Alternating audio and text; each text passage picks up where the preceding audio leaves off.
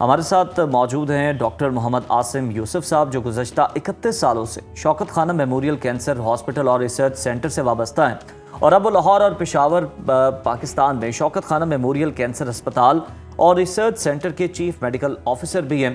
تو ڈاکٹر عاصم صاحب، آپ کو خوش آمدید کہتے ہیں صدائے رمضان میں۔ سر، کینسر کو عموماً جان لیوا مرض سمجھا جاتا ہے، موجودہ دور میں اس کے علاج کے امکانات کو آپ کس طرح سے دیکھتے ہیں؟ اس کے ٹریٹمنٹ میں کتنی بہتری، کتنی ایڈوانسمنٹ آ چکی ہے؟ شکریہ جی۔ سو کینسر واقعی انٹل ریسنٹلی تو ایسے ہی سمجھا جاتا تھا کہ یہ بالکل ڈیتھ سینٹنس ہے، لیکن ایکچولی ایسا نہیں ہے۔ بہت سارے کینسرز جو ہیں ان کا مکمل علاج ممکن ہے، خاص طور پہ اگر وہ شروعات میں پکڑے جائیں۔ ہمارے ہاں جو خواتین کا کینسر ہے چھاتی کا، وہ سب سے کامن کینسر ہے پاکستان میں بھی اور ہمارے ہسپتال میں بھی، اور وہ کینسر ایسا ہے کہ اگر وہ ارلی سٹیج میں پکڑ جائے تو تقریباً 99% میں مکمل علاج ممکن ہے۔ لیکن افسوس یہ ہے کہ پاکستان میں آج بھی زیادہ تر خواتین اس بیماری کے ساتھ سٹیج 3 میں آتی ہیں، جبکہ صرف 40% امکان ہوتا ہے مکمل علاج ہونے کا۔ تو یہ ایک ایسی بیماری ہے جو کامن بھی ہے اور بالکل کیوریبل ہے اگر ارلی پکڑی جائے۔ اور بہت سارے کینسرز اسی طرح ہیں۔ کچھ کینسرز ہیں جو ہماری عادتوں کی وجہ سے، تمباکو وغیرہ کی وجہ سے ہوتے ہیں، تو وہ تو انٹائرلی پریونٹیبل ہیں۔ صحیح۔ اچھا ڈاکٹر صاحب، کیا شوکت خانم میموریل کینسر ہسپتال اور ریسرچ سینٹر اور اس کے ساتھ ساتھ اگر ہم بات کریں ملک کے دیگر کینسر مراکز پاکستان کے تمام مریضوں کی ضروریات پوری کرنے کی صلاحیت رکھتے ہیں؟ اور اگر نہیں تو اس خلا کو پر کرنے کے لیے کیا حکمت عملی ہونی چاہیے، آپ کیا سمجھتے ہیں؟ سو اس وقت ہمارا ایسٹیمیٹ ہے کہ 1,80,000 نئے کینسر پیشنٹس ڈائگنوز ہوتے ہیں ہر سال، اور ہم نے دو جو ہمارے ایگزسٹنگ ہاسپٹلز ہیں لاہور میں اور پشاور میں، پچھلے سال فار ایگزامپل 14,500 نئے کینسر پیشنٹس ہم نے ایکسیپٹ کیے ایک سال میں، 1,80,000 میں سے۔ اور اس کے علاوہ تقریباً 35,000 مریض ایسے ہوتے ہیں جن کا ایکٹیو ٹریٹمنٹ ختم ہو چکا ہوتا ہے اور فالو اپ کر رہے ہوتے ہیں۔ تو ہمارے 2 ہسپتالوں میں تقریباً 50,000 مریض اس وقت زیر علاج ہوتے ہیں۔ اسی لیے ہم ابھی اپنا تیسرا ہسپتال بنا رہے ہیں کراچی میں، جو سب سے بڑا ہوگا اور جس کی وجہ سے تقریباً ہماری انٹیک ڈبل ہو جائے گی۔ بٹ ہمارا ایسٹیمیٹ ہے کہ شوکت خانم لاہور جیسے تقریباً 20 ہسپتال چاہیے ہیں پورے پاکستان میں، تاکہ اسی معیار کا علاج تمام مریضوں کا ہو سکے۔ تو کافی ابھی بھی گیپ ہے۔ بہت سارے اور ہاسپٹلس ہیں جہاں پہ بہت اچھا علاج ہوتا ہے اور کینسر کا بھی بہت اچھا علاج ہوتا ہے، لیکن ہمارا ماڈل جو ہے کہ ایک ٹرشری کیئر کینسر ہاسپٹل ہے، ایک ہی چھت کے نیچے تمام سہولیات تشخیص کے لیے بھی اور علاج کے لیے بھی فراہم کی جائیں۔ اس طرح کے ہسپتالوں کی بہت کمی ہے، اور یہی ہمارا ماڈل ہے، اور ہماری امید ہے کہ آپ کے ویورز اور پاکستان کے لوگوں کے مدد سے یہ خواب مکمل ہوگا کہ تمام پاکستان کے مریضوں کا اسی معیار پہ علاج کیا جائے انشاءاللہ آئندہ دنوں میں۔ انشاءاللہ۔ عاصم صاحب، شوکت خانم میموریل کینسر ہاسپٹل اور ریسرچ سینٹر میں کتنے تناسب سے مریضوں کو بلا معاوضہ علاج دیا جاتا ہے، فراہم کیا جاتا ہے؟ اور جو لوگ ادائیگی کر کے علاج کروا رہے ہوتے ہیں، کیا ان کے لیے سہولیات مختلف ہوتی ہیں یا پھر سب کو ایکولی ٹریٹ کیا جاتا ہے؟ جی بالکل۔ سو کنسسٹنٹلی پچھلے 31 سالوں سے 75% سے زیادہ مریض جو ہیں ہمارے، ان کا مکمل فری علاج کیا جاتا ہے۔ اور میں بتاتا چلوں کہ فار ایگزامپل بریسٹ کینسر جس کی ہم نے بات کی تھی، خواتین میں چھاتی کا کینسر، اس کا علاج پہ تقریباً 15 لاکھ روپے خرچ ہوتے ہیں۔ تو یہ چھوٹے سمز نہیں ہیں، بہت مہنگا علاج ہے۔ خون کے کینسر کا تقریباً 30 لاکھ روپیہ خرچ ہوتا ہے، جسٹ کچھ ایگزامپل دینے کے لیے۔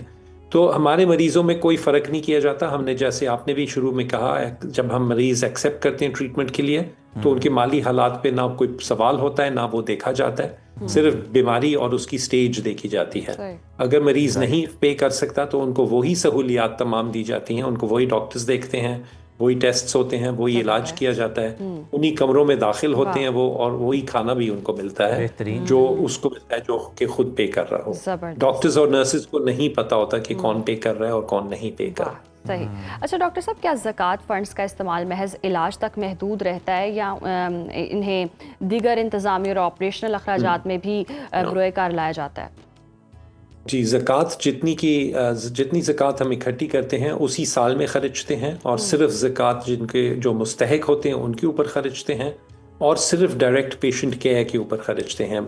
تعمیراتی کام پہ نہیں خرچی جاتی، مشینری یا اکوپمنٹ نہیں خریدی جاتی، بلکہ صرف ڈائریکٹ پیشنٹ کیئر پہ خرچی جاتی ہے۔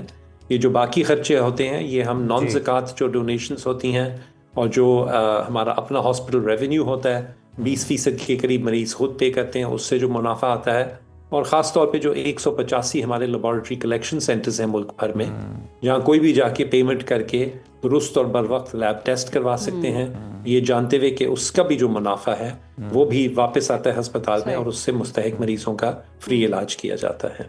अच्छा डॉक्टर साहब, आपके इदारे का ये क्लेम है कि इंटरनेशनल स्टैंडर्ड का जो ट्रीटमेंट है वो प्रोवाइड किया जाता है। इस मयार को जांचने के लिए अगर हम देखें तो कौन से पैमाने हैं जो कि आपके पास मौजूद हैं और किस तरह से इसको सेट किया जाता है?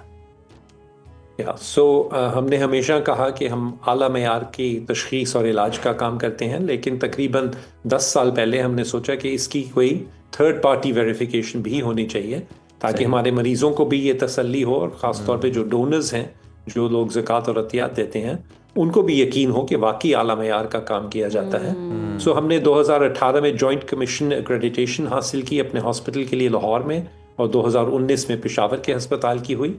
ये एक यूएस का इदारा है जो उनके हस्पतालों को एक्रेडिट करता है, एवेल्युएट करता है, ऑडिट करता है उनका। तो उसी मेयार पे वो हमारे हस्पताल को भी उन्होंने असेस किया, वहीं से टीमें आती हैं एवेल्युएट करने के लिए। ये 3 साल के बाद रिन्यू होता है, तो हमने इसको बाकायदगी से रिन्यू भी किया है। और 2022 में इन्होंने एक ज़्यादा मुश्किल और ज़्यादा स्ट्रिंजेंट इवैल्यूएशन का प्रोसेस इंट्रोड्यूस किया, जिसको एंटरप्राइज एक्रेडिटेशन कहते हैं, जिसमें उन्होंने हमारी तमाम सहूलियात लाहौर, पेशावर, कराची, तमाम लैब्स वगैरह का इकट्ठे 5 हफ्ते लगा के ऑडिट किया। और उस वक्त हम दुनिया की दूसरी ऑर्गेनाइजेशन थे जिसके पास ये एक्रेडिटेशन थी। ये पिछले साल अभी सितंबर में हमने दोबारा रिन्यू की है। इसके अलावा लैब का जिक्र आया था पहले भी, तो किसी भी हॉस्पिटल में लैब का आला मेयार की लैब का होना बहुत ज़रूरी है, और हम इसका रेवेन्यू भी इस्तेमाल करते हैं मुस्तहिक मरीजों का इस्तेमाल करने के लिए या इलाज करने के लिए। तो कॉलेज ऑफ अमेरिकन पैथोलॉजिस्ट से हमने 2023 में लाहौर की लैब का, और अभी 2026 के शुरू में जनवरी में पेशावर की लैब को भी क्रेडिट किया हुआ है उन्होंने। तो वो भी आला मेयार पे, यूएस स्टैंडर्ड्स पे ही काम करती है और उसकी थर्ड पार्टी वेरिफिकेशन है। ठीक। अच्छा डॉक्टर साहब, आवाम हर साल बढ़ चढ़ कर एहतियात क्यों देते हैं? ये जो एतमाद आवाम करते हैं, इसके ये जो एतमाद वाली हम देख रहे हैं फ़ज़ा बरकरार भी रखी हुई है आप लोगों ने, इसके पीछे हिकमत अमली क्या है? क्या अवामिल हैं?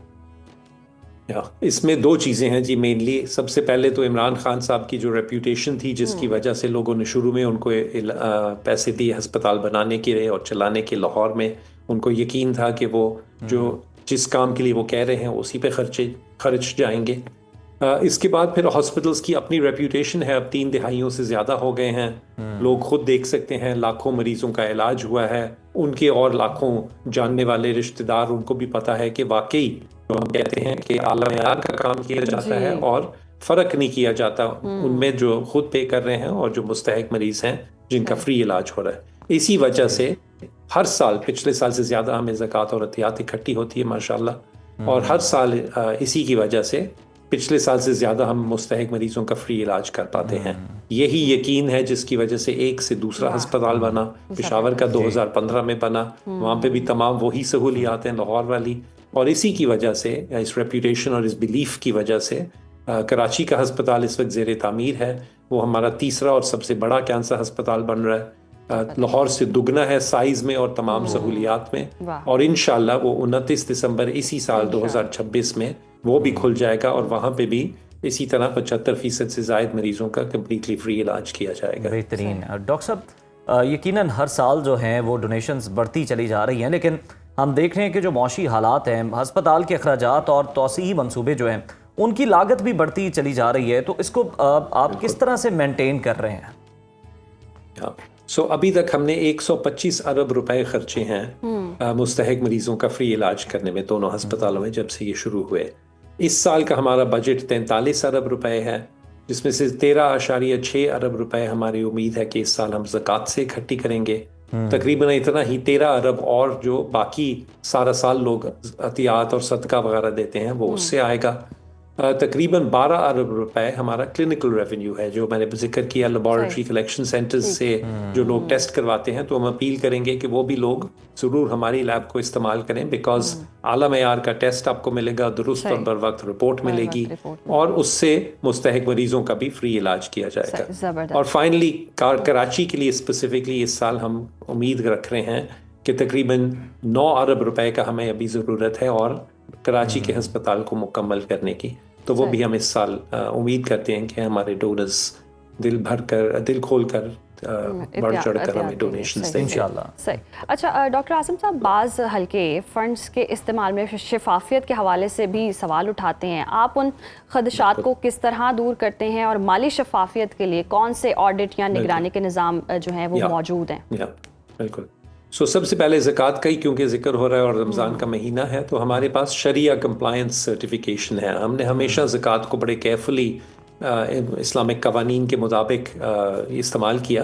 لیکن پچھلے 2018 سے ہم نے ہر سال تھرڈ پارٹی اس کا بھی ایک شریعہ کمپلائنس آڈٹ کروایا ہے، اور اس کے بھی سرٹیفکیٹ سارے ہماری ویب سائٹ پہ اویلیبل ہیں. جو بھی دیکھنا چاہے وہ یقین دلاتا ہے کہ باقی اسلام کے جو پرنسپلز ہیں اس کے مطابق زکوٰۃ خرچی جاتی ہے.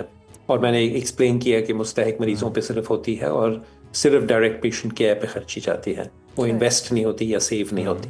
اس کے علاوہ جتنے ہمارے فائنینشیل آڈٹ ہیں، 1995 جو پہلا ہمارا سال تھا آپریشنز کا، اس وقت سے لے کے آج پچھلے سال تک ہمارے تمام فائنینشیل آڈٹس جو فرگیوسنز جو پاکستان کی سب سے بڑی آڈٹ کمپنی ہے وہ کرتی ہے، وہ تمام آڈٹ کے ہمارے اسٹیٹمنٹس جو ہیں وہ ہماری ویب سائٹ پہ اویلیبل ہیں، وہ کوئی بھی دیکھ سکتا ہے.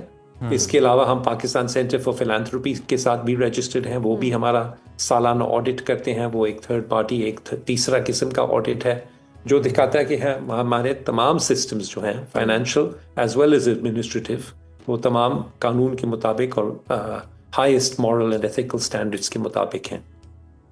اچھا عاصم صاحب، کینسر کے علاج میں اگر ہم دیکھیں، جس طرح سے آپ نے بتایا کہ ہر سال 1 لاکھ سے زائد پیشنٹ سامنے آتے ہیں، ریسرچ کی امپورٹنس کیا ہے اور اس میدان میں شوکت خانم میموریل کینسر ہاسپٹل اور ریسرچ سینٹر کا کردار کس نوعیت کا ہے؟ جی، جس طرح آپ نے شروع میں بات کی تھی کہ کینسر ایک ڈیتھ سینٹنس یا بہت سیریس بیماری سمجھی جاتی تھی، اور اب وقت آیا ہے کہ بہت سارے کینسر کا علاج ہو سکتا ہے. وہ اسی لیے ہے کیونکہ ریسرچ کی جاتی ہے کانسٹنٹلی. دنیا بھر میں لوگ دیکھ رہے ہیں کہ کون سے کینسرز ہیں، کس طرح بنتے ہیں، کس طرح روکے جاتے ہیں بننے سے، یا کون سی دوائیاں استعمال کی جا سکتی ہیں ان کے علاج کے لیے. تو کوئی بھی کینسر ہاسپٹل اعلیٰ معیار کا نہیں ہو سکتا اگر اس میں ریسرچ نہ ہو. تو ہمارے یہاں ہم نے ہمیشہ سے ایک سٹریس کیا ہے، ہمارے نام کا بھی حصہ ہے ریسرچ سینٹر. تو ہم اس وقت 1600 سے زیادہ انڈیکسڈ پیئر ریویوڈ پبلیکیشنز ہیں ہمارے ہاسپٹل سے جو انٹرنیشنل میڈیکل لٹریچر میں ہیں. ہم لارجسٹ کنٹریبیوٹر ہیں کینسر ڈیٹا کے، کینسر ریسرچ کے اوپر پاکستان میں. تو ہم ہمیشہ سے سٹریس کیا ہے کہ بہت کلینکل ریسرچ بھی کریں اور بیسک سائنس ریسرچ بھی کریں، تاکہ ہم سمجھ سکیں کہ پاکستان میں کون سے کینسرز ہیں، کون سے کامن ہیں، کیوں ہیں، اور ان کے اوپر کون سا علاج ضروری ہے. ہمارے بیسک سائنس ریسرچرز جو ہیں انہوں نے کچھ نوول جینیٹک میوٹیشنز بھی آئیڈینٹیفائی کی ہیں پاکستانی زبردست. یعنی کہ ریسرچ کا سلسلہ بھی جاری ہے تاکہ علاج کرتے وقت آسانی ہو سکے، سمجھا جا سکے. بہت شکریہ ڈاکٹر عاصم صاحب آپ کے وقت کا.